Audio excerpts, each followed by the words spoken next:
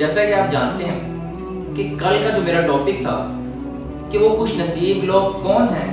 کہ جن کے لیے اللہ رب العزت آسمان سے فرشتوں کو نازل فرماتا ہے۔ وہ کیا عمل کرتے ہیں کہ جن کی وجہ سے اللہ رب العزت ان کے لیے فرشتوں کو تعینات کر دیتے ہیں۔ تو کچھ اعمال آپ کے میں نے سامنے رکھے تھے اور آج میں کچھ چند اعمال جو رہ گئے تھے ان کو آپ کے سامنے رکھوں گا۔ ان میں سے پہلا عمل یہ ہے کہ جو شخص قرآن مجید کی تلاوت کرتا ہے اللہ رب العزت آسمان سے اس کے لیے فرشتوں کو نازل فرماتے ہیں۔ صحیح مسلم کی حدیث نمبر 269 میں ہے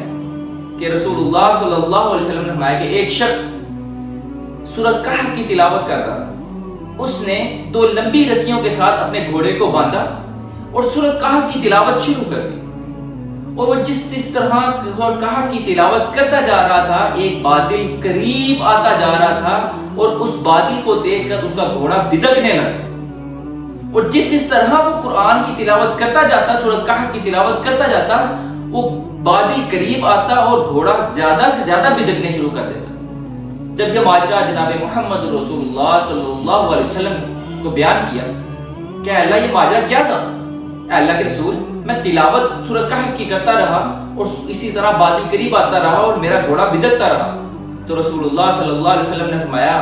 کہ وہ بادل نہیں بلکہ فرشتہ تھا، اور ایک روایت میں اور آتا ہے کہ وہ بادل تم پر سکینت کو جاری کر رہا تھا، تم پر تاری جو ہو رہی تھی وہ سکینت تھی اللہ کی طرف سے۔ تو یہ وہ شخص ہے کہ جو سورۃ کہف کی تلاوت کر رہا تھا، تو اس شخص کی کیا فضیلت ہوگی جو پورا قرآن کو پڑھتا ہے اور اس کو پڑھنے کے ساتھ ساتھ اس پر عمل بھی کرتا ہے۔ یقیناً اللہ رب العزت اس پر بھی فرشتوں کا نزول فرمائے گا۔ اسی طرح دوسرا عمل جو آپ کے سامنے رکھنا چاہتا ہوں وہ ہے کہ جو شخص سوتے ہوئے آیت الکرسی کو پڑھ کر سوتا ہے،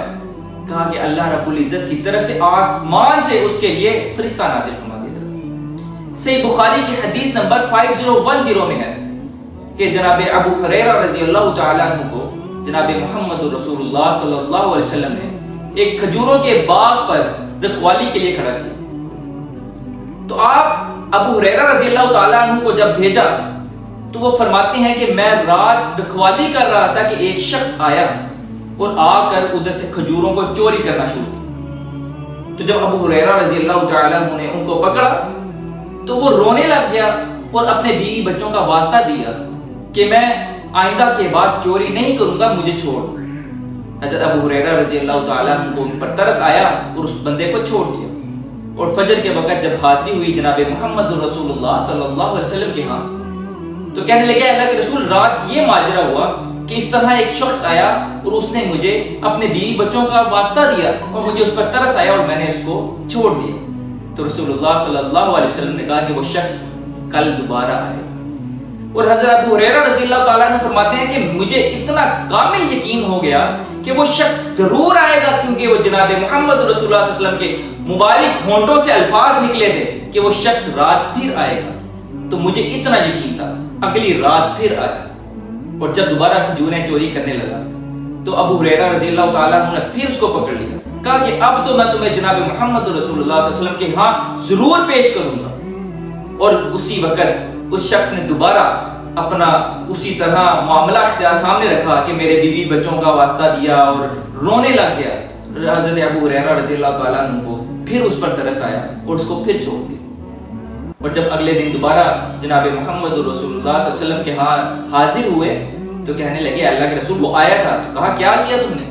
کہا اللہ کے رسول مجھے اس پہ پھر ترس آیا، میں نے اس کو پھر چھوڑ دیا۔ کہا کہ اے ابو ہریرہ وہ کل رات پھر آئے گا، اور اسی کامل یقین سے دوبارہ رات ڈیوٹی پر آئے، اور وہ شخص پھر دوبارہ آیا اور جب پکڑا تو کہا کہ اب میں تمہیں کبھی نہیں چھوڑوں گا، اب میں تمہیں جناب محمد رسول اللہ صلی اللہ علیہ وسلم کے پاس حاضر کر کے رہوں گا۔ اسی طرح وہ شخص رونے لگا اور کہنے لگا کہ میں تمہیں ایک پیارا عمل نہ بتاؤں؟ کہا کہ کیا؟ کہا کہ اگر تم آیت الکرسی پڑھ لو گے ایک فرشتہ تمہارے اوپر حفاظت کے لیے چھوڑ دیا جائے گا اور وہ تمہاری حفاظت بھی کرے گا۔ اسی طرح وہ شخص پھر چلا گیا، پھر چھوڑ دیا اس کو، اور جب جناب محمد رسول اللہ صلی اللہ علیہ وسلم کے پاس حاضر ہوئے تو کہنے لگے اللہ کے رسول اس نے مجھے اس طرح کہا۔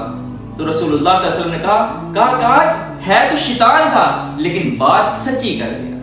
مقصد یہ تھا کہ جو شخص آیت الکرسی پڑھ کر سوتا ہے اللہ رب العزت کی طرف سے اس کے اوپر ایک فرشتہ بھیج دیا جاتا ہے جو اس کے لیے دعائیں بھی کرتا ہے اور اس کی رکھوالی بھی کرتا ہے۔ اسی طرح ایک آخری عمل کہ جو شخص اپنے غیر حاضر بھائی کے لیے دعا کرتا ہے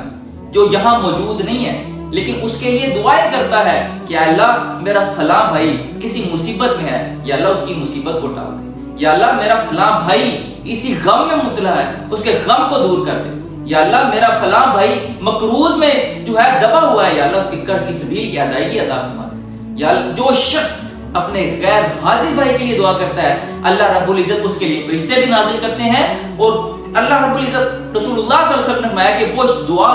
اس بھائی کے لیے بعد میں قبول ہوتی ہے جو دعا کر رہا ہے اس کے لیے پہلے اللہ رب العزت دعا کو قبول کرتے ہیں۔ تو یہ چند اعمال ایسے ہیں کہ اگر انسان ان کو عمل کر لے ان پر تو اللہ رب العزت کی طرف سے اس کے لیے فرشتوں کو تعینات کر دیا جاتا ہے۔